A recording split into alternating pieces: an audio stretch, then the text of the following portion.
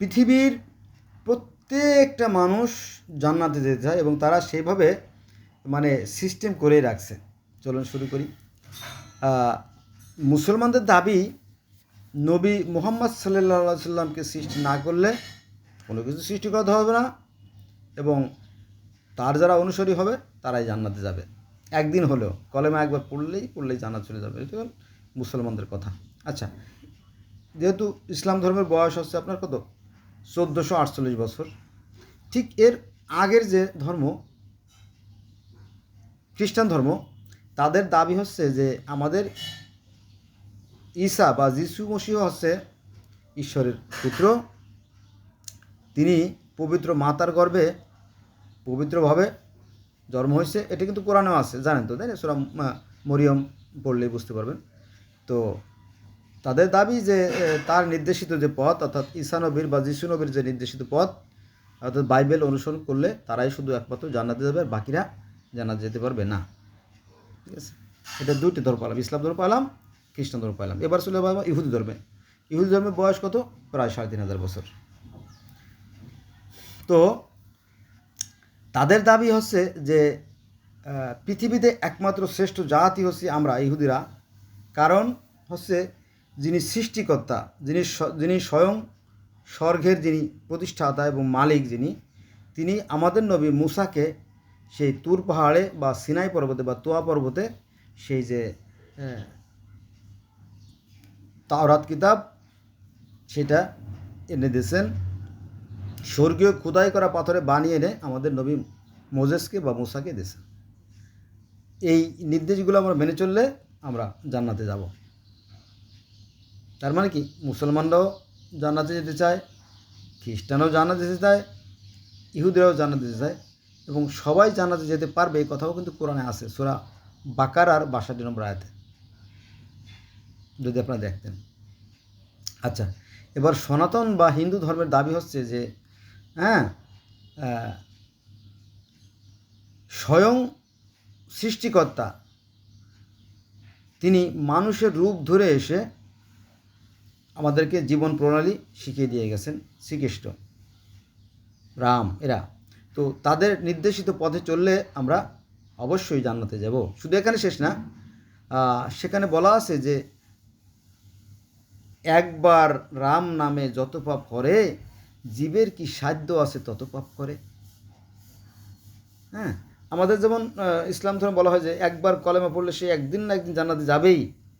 যেমন বলা হয়, ঠিক সেখানেও রাম নাম একবার নিলে সে একদিন না একদিন জান্নাতে যাবেই।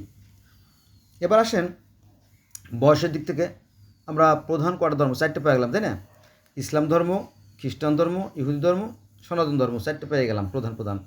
আর থাকলো কি 5000 বছর আগের যে পার্সিয়ান ধর্ম, পারস্য ধর্ম। এই পারস্য ধর্ম কিন্তু 5 ওয়াক্ত নামাজ আছে, তারাই প্রথম নামাজের প্রচলন শুরু করে। এবং ধর্ম বিষয়ে যারা বিজ্ঞ তারা বলতেছে যে এই পার্সিয়ান ধর্ম থেকেই পরবর্তীতে ইহুদি ধর্ম, খ্রিস্টান ধর্ম এবং ইসলাম ধর্মের জন্ম। সত্য কিনা এটা আমি জানি না, তবে আমি যেটা ইতিহাস ঘেটে জেনেছি সেটা বললাম। তো এই 5 ওয়াক্ত নামাজের কথাও পার্সি ধর্মে আছে। তারপরে মিরাজের কাহিনীও পার্সি ধর্মে আছে। অজুর কাহিনী, অজুকে বলে প্রক্ষালন, সেই কাহিনী আছে। আল্লাহ নিরাকার, অর্থাৎ আহুরা মাজদা যে নিরাকার জ্যোতিময় অশৈলী, সে কথাও আছে। এবং জান্নাত জাহান্নামে যে শাস্তি, সেগুলোও সেখানে আছে।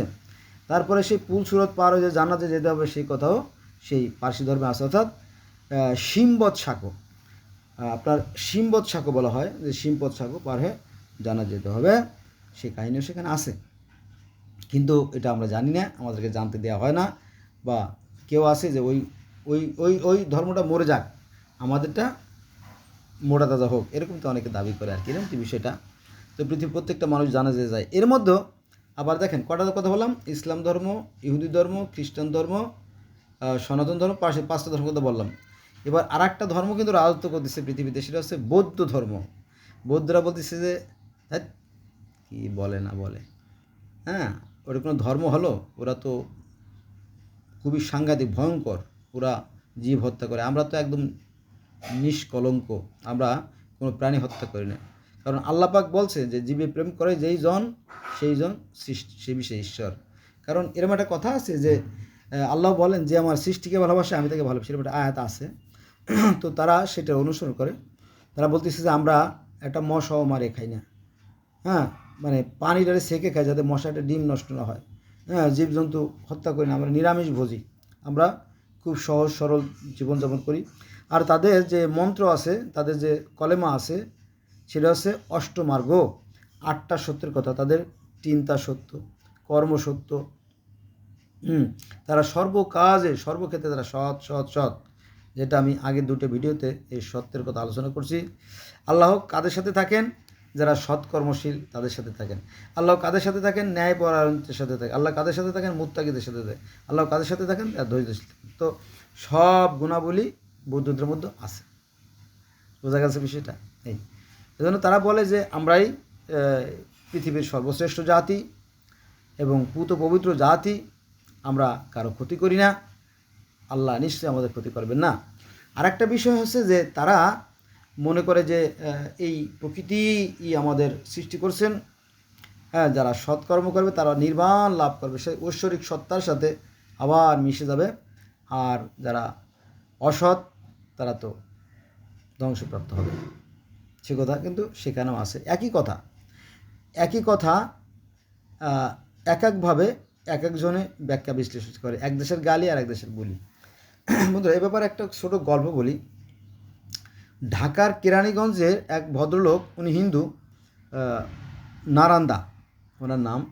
উনি গিয়েছিলেন সিলেটে ফার্নিচার তৈরি করার জন্য, যেহেতু ঢাকার মিস্ত্রি, ওরা খুব সুন্দর সুন্দর ডিজাইন করতে পারে, আর সিলেটে অনেক টাকাওয়ালা লোক আছে। তো ওই হিন্দু বাড়িতে ওনারা ফার্নিচার কাজ করতেছিল।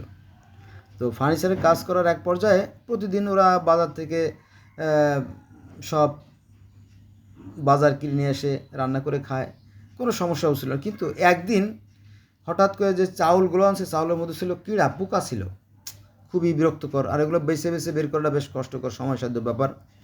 তো ওই মিস্ত্রি ওই বাড়িওয়ালিকে বললো যে, ও দিদি, বৌদি, আপনাদের কুলোখানা দেন, কুলো।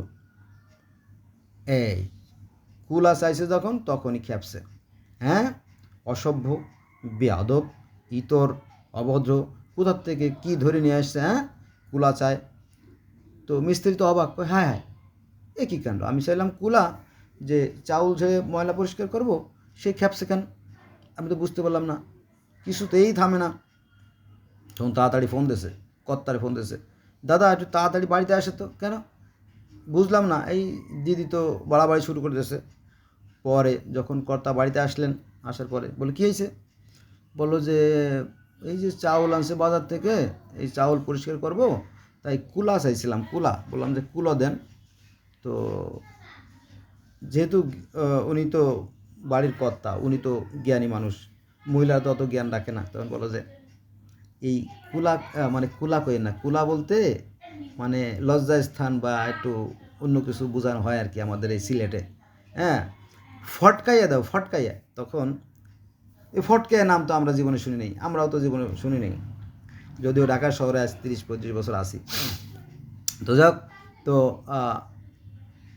পরে কর্তা বলো, যাই রাখো, আন্দাজি না বুঝে উল্টোপাল্টা কথাবার্তা শুরু করে দিয়েছো, হ্যাঁ, বোঝো তুমি, এটা তো বইয়ের ভাষা, এই কোলা শব্দটা বইয়ে আছে, এটা একটা শুদ্ধ ভাষা, হ্যাঁ, মূর্খর জড় বংশ, ভাষা বোঝো না, জানো না, আন্দাজে রেগে যাও, চেতে যাও। তখন তো মহিলা সাইলেন্ট, নীরব হয়ে গেল, বলো যে ফটকাইয়া দাও, ফটকাইয়া দাও, ফটকাইয়া, কুলাকে বলে ফটকাইয়া দাও। ধামা, কুলা, বেলসা, এগুলো তো বইয়ের ভাষা, শুদ্ধ ভাষা, কিন্তু উনি জানে না। দেখেন, যেটা শুদ্ধ ওটা জানে না, অশুদ্ধ যেটা সেটা জানে। পরে এই ফটকাইয়াটা দিল, ফটকাইয়াটা দেওয়ার পরে তারপরে ও বুঝতে পারলো যে আসলে এই কুলাই ফটকাইয়া আর ফটকাইয়াই কুলা। তারপরে চাউল পরিষ্কার করলো এবং রান্নাবান্না করলো। ওনার সাথে আমার সরাসরি কথা হয়েছে। উনি আমাদের একটা কাজ হচ্ছিল, প্রায় বছরখানেক উনি আমার সাথে ছিল আর কি। তো অনেক কথাই হতো। এই তার ভিতরে একটা গল্প, যে এক দেশের গালি আর এক দেশের গুলি। সিলেটে কুলাকে বলে কি, ফটকাইয়ে দে, হ্যাঁ, আর কুলা বলতে তারা অন্য কিছু বোঝে, মাইন্ড করে আর কি, এলো বিষয়। এই জন্য সবাই সব কিছু বোঝে না, তাহলে আমরা আজকে জানলাম যে নামাজ শব্দের অর্থ হচ্ছে স্মরণ বা সংযোগ বা যোগাযোগ, আর সৎ কাজ হচ্ছে জান্নাতের মূল চাবিকাঠি আর কি। এখন আল্লাহ পাক মানুষকে ভালো এবং মন্দের জ্ঞান দিয়ে দিচ্ছে এবং বলছে যে আমি মানুষকে ভালো ও মন্দের জ্ঞান দিয়ে দিচ্ছি, এখন সে তার কোন পথে যাবে এটা তার একান্ত অভিপ্রায়।